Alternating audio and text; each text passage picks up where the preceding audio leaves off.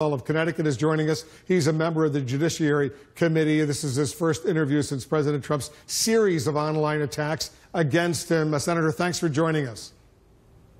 Thank you, Wolf. Good to be with you. All right, so just moments ago, just before we went on the air, the president tweeted this about you, and I'll put it up on the screen. I think Senator Blumenthal should take a nice long vacation in Vietnam where he lied about his service so he can at least say he was there. And earlier in the day, he also had a series of tweets involving you. Let me read them to our viewers at the same time.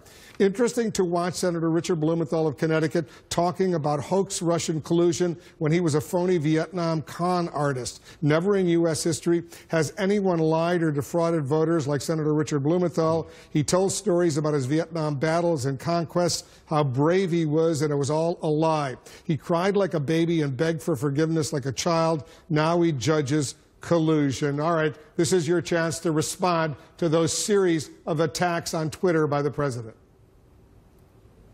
There is an ongoing special counsel investigation. It is real. It is based on facts.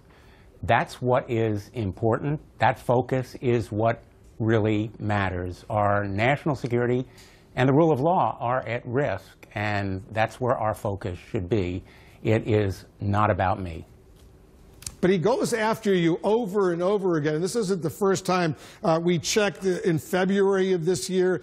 He said Senator Richard Blumenthal, who never fought in Vietnam, when he said for years he had major lying, now misrepresents what Judge Gorsuch told him. In May of this year, watching Senator Richard Blumenthal speak of Comey as a joke, Richie devised one of the greatest military frauds in U.S. history. Is there something personal about his relationship with you that you know about, why because a lot of people criticize him, he doesn't go after them the way he goes after you?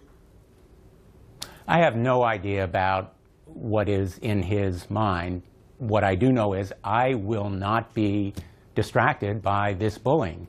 And these bullying tweets reinforce for me the need for a piece of legislation that I am helping to lead with Tom Tillis and others, bipartisan coalition, to prevent firing of the special counsel, Robert Mueller, whom he has also sought to intimidate.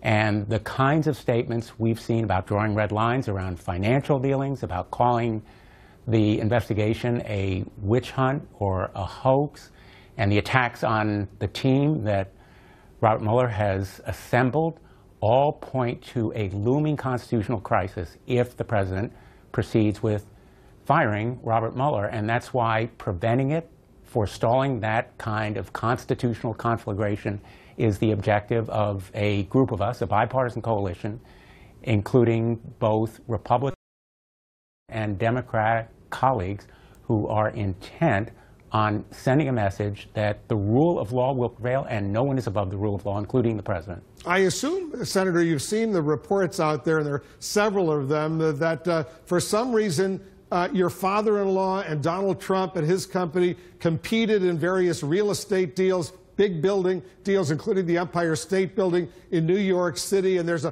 personal animosity there. What can you tell us, if anything, about that? It is not about me. It is about upholding the rule of law and protecting our national security and making sure that the special counsel investigation is protected against political interference. The independence and integrity of this special counsel legislation is really the uppermost goal in my mind, and we are taking steps to make sure that our colleagues are better informed about the threats to the independence and integrity of this investigation.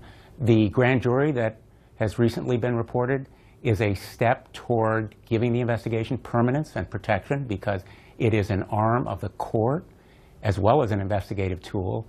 And the President of the United States can take the extreme step, an egregious step, of trying to fire the special counsel, but he can't fire the grand jury or the United States District Court that impaneled it. I know. I want to get on to some other issues, but I don't know if the president is watching or not watching right now. But do you want to respond Do you want to say anything directly to the president about the series of attacks he's now leveling against you, your experience in the U.S. Marine Corps Reserves during the Vietnam War? We know you didn't serve in Vietnam. He makes a big deal out of this. Is there anything you want to say to him?